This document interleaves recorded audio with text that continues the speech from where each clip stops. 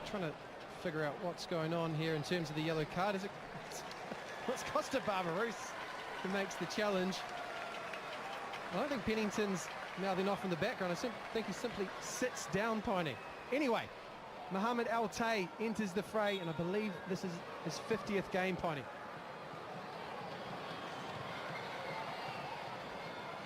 Here comes Sydney FC again. Yes, Mo El Tay into the action for game number 50 in the A-League men's. Well, like for like, that substitution. And so I've just heard in my ear that it might have just been to record the sub. I don't think there was a yellow card issued. All right, so no yellow card for Nicholas Pennington. Here's Ryan Grant. He can't keep it in. Ryan Grant, he looked favourite actually, and gives the thumbs up. It's a beautiful pass from Luke Bratton, trying to find the usually irrepressible Ryan Grant, and you're right, Piney, just laboured right at the end there. So just confirming El Tay on for Salas.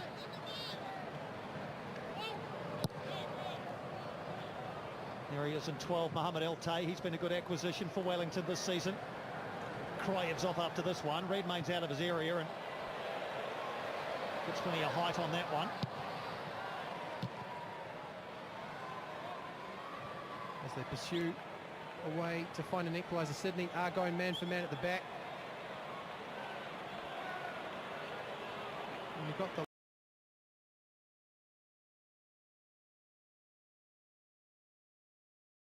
that you are taking.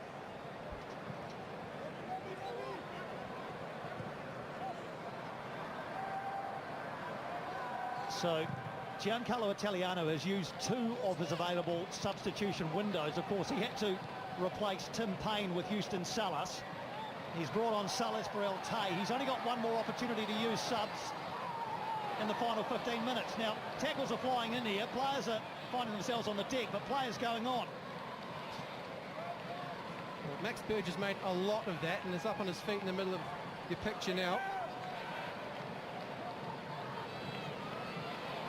Mohamed El Tay did fly in. Be interesting to see if Pagani comes back for that one. Grant brings this one down nicely. Here is Burgess. Drifts one towards the far post. Isaac Hughes with a head on it, but it is diverted behind only for a corner. Another for Sydney, their 7th.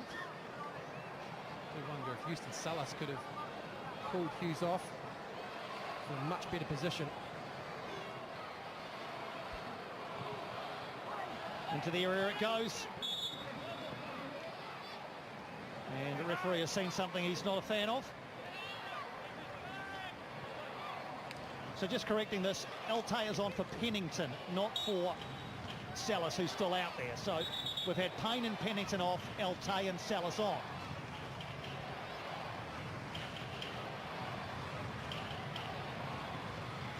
Been a tidy operator when called upon by Italiano.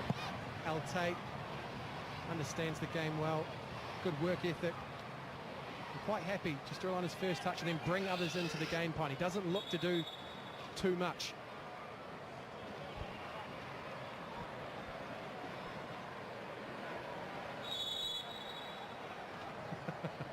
Sam Sutton walking past the ball kids to retrieve that one. Wastes a few more seconds as we head towards the 80-minute mark, Piney. It's a proud record Wellington have at Eden Park. And now Sam Sutton, I think, is going to get a booking here for time wasting at throw-in time. It'll still be his throw, but he is going to go into the referee's book. He was told, we need you to hurry up. He didn't. 4th booking of the season for Samuel Sutton.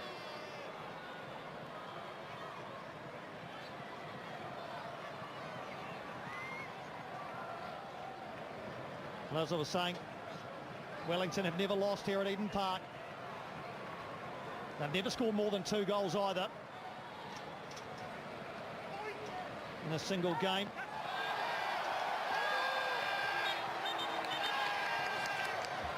I think that free kick or throw is going the way of Wellington. Just a throw.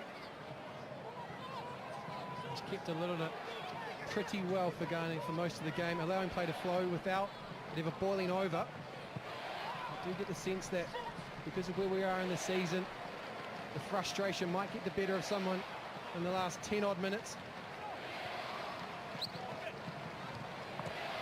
Ruther, clever, gets away from a couple of players. Lolly and Gomez thinks about a pass, doesn't, and then still retains possession. They're approaching the 80-minute mark, so an Auckland crowd is going to get another opportunity, as they have done a number of times in the past, to enjoy the warmth.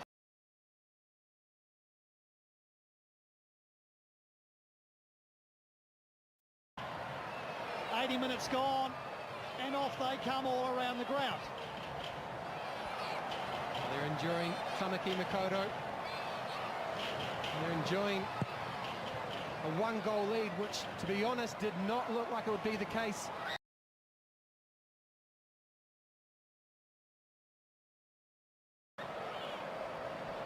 I don't think we've got eyes on Steve Corica and Terry McFlynn at the moment, but I'm told they haven't removed their shirts.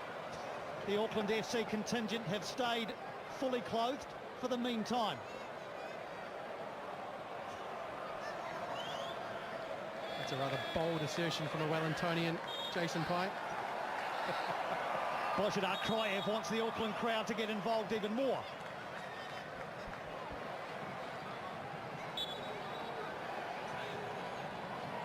Confirmation of the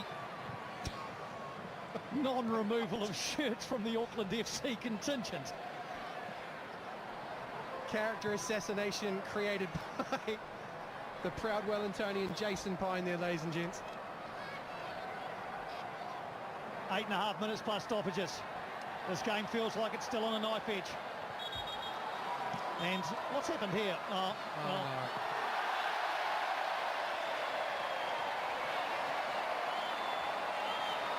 Well, they get another opportunity to stand and salute the Wellington Phoenix as we wait for play to restart. Here's the run home for Wellington. Brisbane on Easter Sunday. They're away at the Mariners. At home to Melbourne Victory. They travel to the Jets and welcome Macarthur on the final weekend. As run-ins go, there are a few challenges ahead. Don't mind that though, Piney. It's important to maintain a rhythm heading into the playoffs, and what Giancarlo Italiano want to see in the playoffs is exactly play like this. Elastic, fluid, snapping forward, and then bulging the back of the net. He's been particularly prolific with his left foot this season, Costa Barbarouses, which isn't his favoured foot. Kroyev does well. Here is Barbarouses stepping in, pokes forward. Redmayne should be there ahead of Old. Headed away by a young man who's gone about his business quietly and confidently today. Isaac Hughes, the man entrusted to stand alongside Sermon and Wootton and repel the likes of the dangerous Mac. Although he scored today, I think Isaac Hughes has done a good job of adjusting to life under Houston Salas and then managing a dangerous Sydney front line.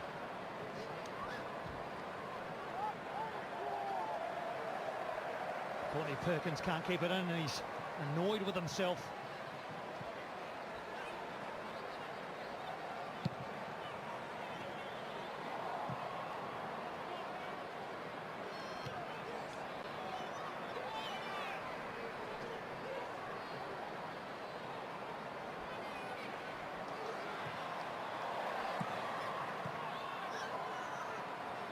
Wellington battling in midfield, as are Sydney FC. No one getting a second to dwell on the football at the moment.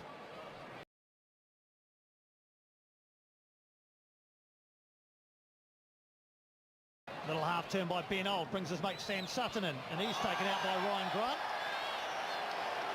Just a free kick and a bit of cramp, I think, from Sam Sutton. There's our attendance, just a tick over 18,000. Excellent crowd here. It's the 5th biggest in 12 games here at Eden Park. 3 times they've ticked over 20,000. There were 18,056 here to watch the Phoenix beat Adelaide in 2013-14, but this is an excellent showing. 18,002 here at the Garden of Eden. It all goes well, augurs well for football in this city, A-League football in this city, which will become a reality in October of this year. Crave. Auckland has come out to salute the Wellington Phoenix. Here's Ben Old, so dangerous with ball at feet. Can he win something over there? He's won a free kick.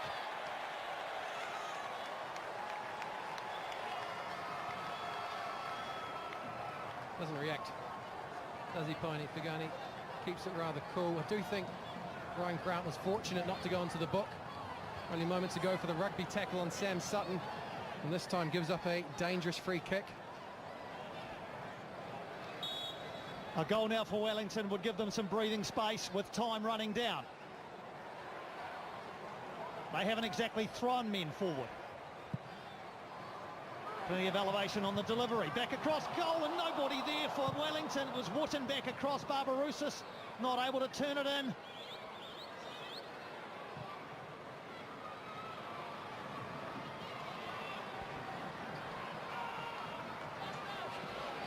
Caceres breaking forward. What a run from Anthony Caceres. Couldn't free up Gomez. Isaac Hughes, the recipient of cramp, and Caceres falling to the ground.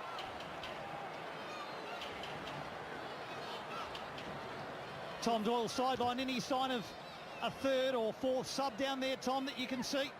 Yeah, look, both teams have got all the subs out. I think we may see a couple changes. I'm liking what the Phoenix are doing with this time wasting, though. It's really taking the sting out of the game, so I'm enjoying it down here. Very relaxing. Impartial commentary there from the former Wellington Phoenix player, but this is concerning because Isaac Hughes falls very awkwardly, and it's another hamstring issue and headache for Italiano to deal with. Suspect this will mean that Lucas Kelly-Hield will make his way onto the field. Well, as mentioned, you only get 3 opportunities to make subs. So if Giancarlo Italiano brings on just Lucas Kelly-Hield now, then that is it, as far as his opportunities are concerned. We have heard Chief speak about the fact that he doesn't want to interrupt the flow of the game by making substitutions just to make them. So I suspect the fact that we've only got 3 minutes and change left will mean that he'd be happy making a single sub at this point. It might be a couple of pieces moved around the chessboard, though.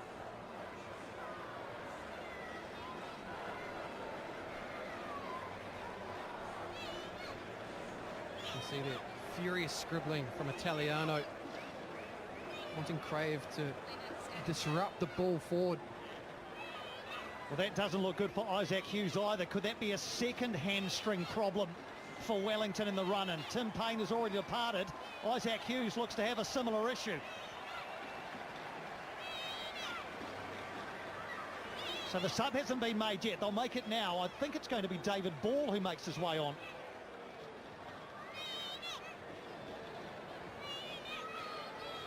They want to make the sub quickly because they don't want to be outnumbered. Adam Griffiths gives his writing instructions to David Ball. All that experience. David Ball enters. I'm not sure what Fagani's doing here.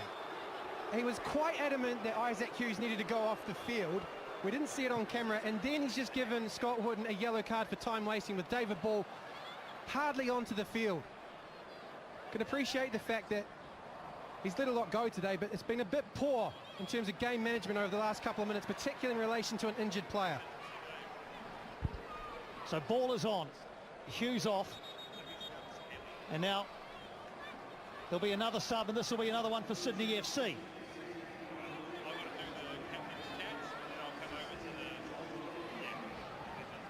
Joel King into the action, replacing Robert Mack for the final 1 minute, plus what you'd expect would be at least 5 or 6 minutes of added time. And the Phoenix have switched to a 4-4-2. Salas and Old flanking Kraev and Rufer in the middle of the park. Apologies. It's Elte. Salas is dropping into the right back position, and then Wooten and Sermon essential with Sutton out left. And David Ball's just going to run shuttles up top.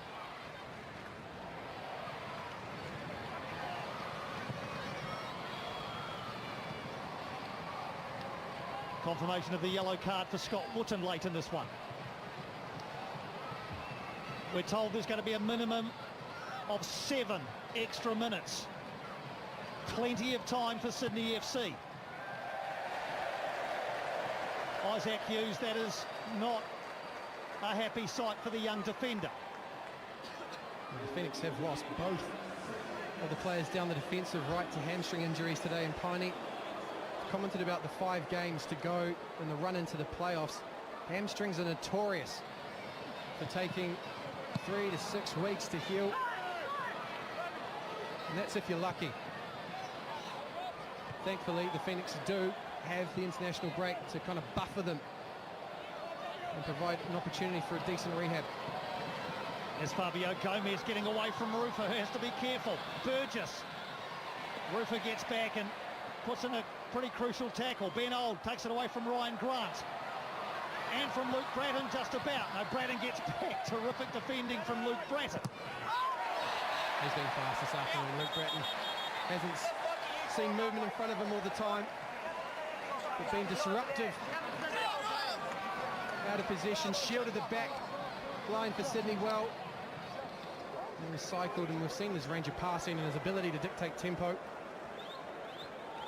And Alex Rufa there, you can see the leg contorting under cramp. About the 3rd or 4th for the Wellington Phoenix. They've been labouring under the fatigue of travelling and the burden of expectation for 3 or 4 weeks. We really haven't seen them at their sharpest. Regardless, Piney, they've been effective. A resilient lot has managed to pick up points. Not necessarily stay in front of the Mariners, but at the moment going toe-to-toe with the reigning champs. Well, this will just add extra time beyond the 7 that we've been told about.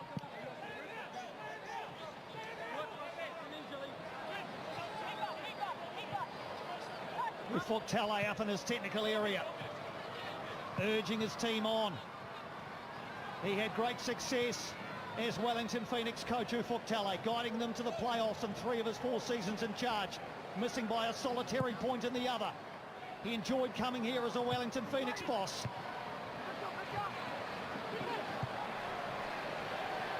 This is his last visit here to play Wellington to end in defeat. Bratton helps it in. Pushing the back on Salas, didn't matter. Alex Paulson grabs it gratefully and sinks to the turf.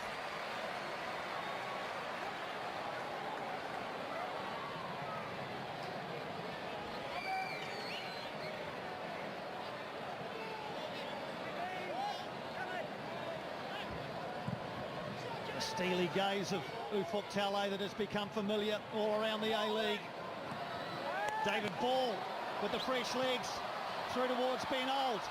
Ryan Grant does very, very well there, getting his body in the way and earning his side a free kick.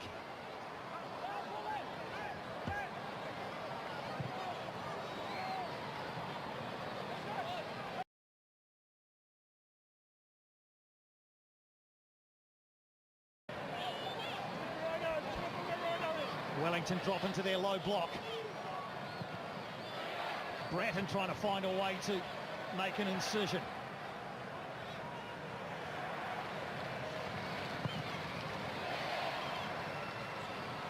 Salas gets it half away. Burgess is there.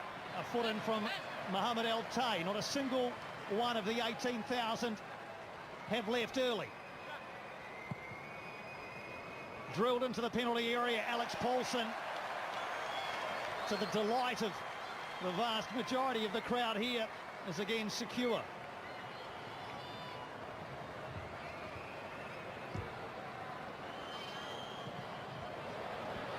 Again, Paulson falls over in the act of clearing that ball.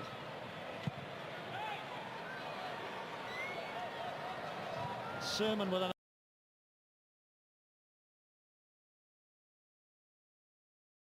helps it forward towards Barbarouses. Time ticking down. El Tay.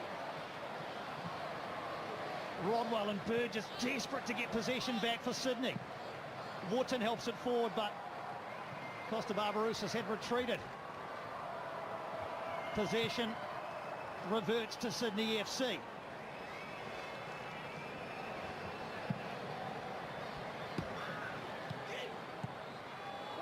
Here is Max Burgess. Tay with a vital touch. King's over there. Joel King's attempted cross is charged down. Wellington just want to hold on to the ball, but there's no one forward. It'll come back. We've had 5.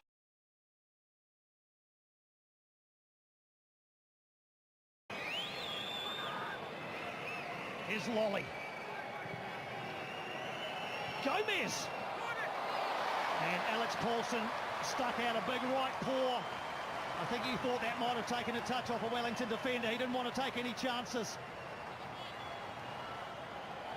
Gomez, such an aerial threat. Yeah, I think that skimmed off the head of Scott Wootton, so Paulson needed to keep it in to avoid the corner. Another Phoenix player down. It's Kryev this time. Wellington have no more subs at their disposal. Sydney FC certainly aren't going to stop play for Božidar Kryev. The referee will, though. And the game is elongated even further.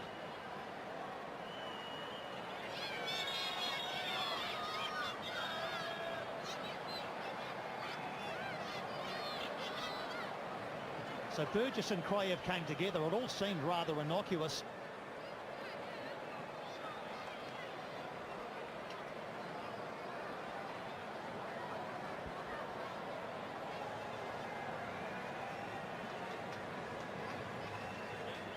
Here is Sydney's run home, away to the Mariners.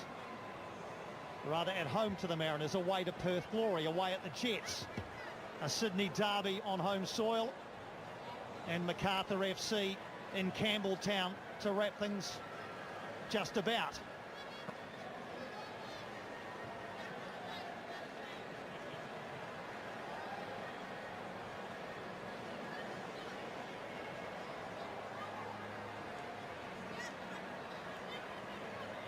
Good to see a little knot of travelling fans. Some Sydney FC supporters have made the trip.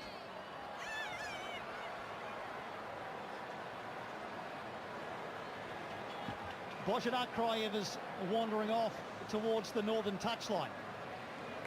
Wellington will not want to be outnumbered for too long. The extra 7 minutes have elapsed. We're, I'd imagine, going to have at least another 4 or 5.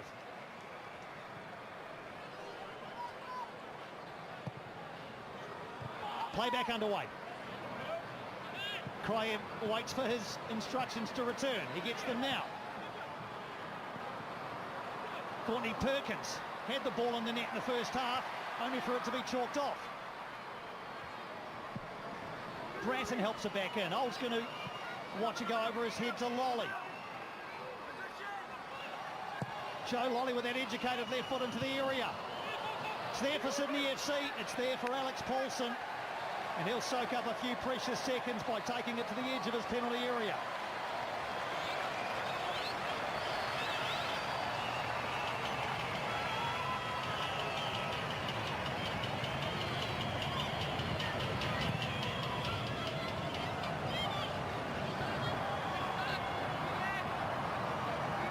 Time ticking down for Sydney FC. Wellington with a rare period of possession since 90 minutes past. It's taken off Tay by Bratton, who's fouled.